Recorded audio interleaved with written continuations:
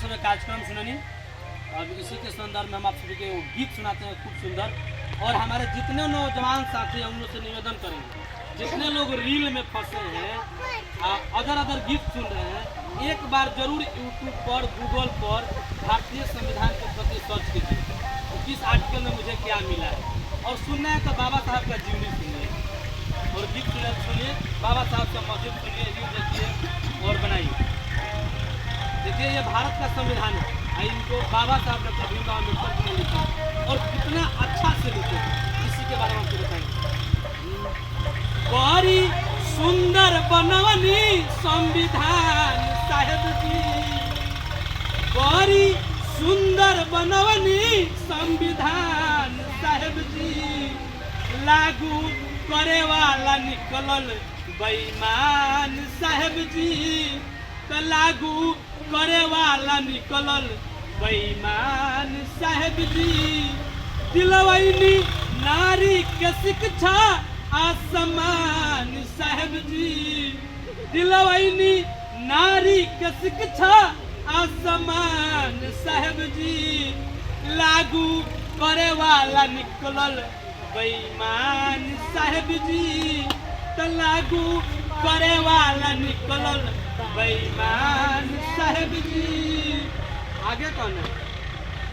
SC ST OBC खाती सहनी के तना ससतिया, आर्टिकल 340 खाती भइल कौन दूर गतिया, आर्टिकल 341 खाती भइल कौन दूर गतिया, SC ST OBC खाती सहनी के तना ससतिया, आर्टिकल 340 खाती भइल कौन दूर गतिया, आर्टिकल 342 खाती भइल कौन दूर गतिया, तब छोड़नी ना लगवनी, तब छोड़नी ना लगवनी बाजी पर जान साहेब जी, लागू करे वाला निकलल बेईमान साहेब जी, तो लागू करे वाला निकलल बेईमान साहेब जी, दिलवैनी नारी के शिक्षा आसमान साहेब जी, दिलवैनी नारी के शिक्षा आसमान साहेब जी, हम तो रौरे के मानी ले महान साहेब जी, हम तो रौरे के मानी ले महान साहेब जी। आगे कौन है?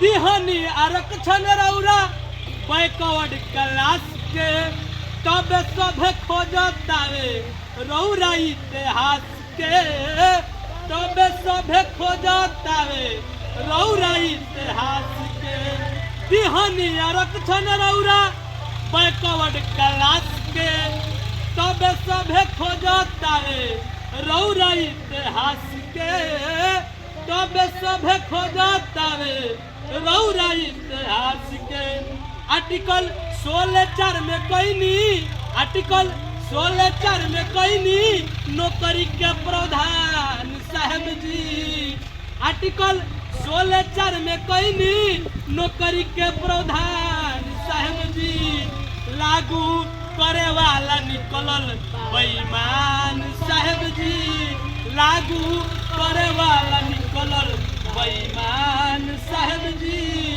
दिलवैनी नारी के शिक्षा आसमान साहेब जी, दिलवैनी नारी के शिक्षा आसमान साहेब जी, हम तो रौरे के मानी ले महान साहेब जी, हम तो रौरे के मानी ले महान साहेब जी। आगे कौन है? जे रौरा के करत नहीं रहे स्वीकार जी, ओ करो के दे दिहनी माता अधिकार जी, ओ करो के दे दिहनी माता अधिकार जी, जे रौरा के करत नहीं रहे स्वीकार जी, आर्टिकल 326 में दे दिहनी वोट के अधिकार जी, दे दिहनी वोट के अधिकार जी, संजय करे ले राउ रे गुणगान साहेब जी। तो संजय करे ले राउ रे गुणगान साहेब जी।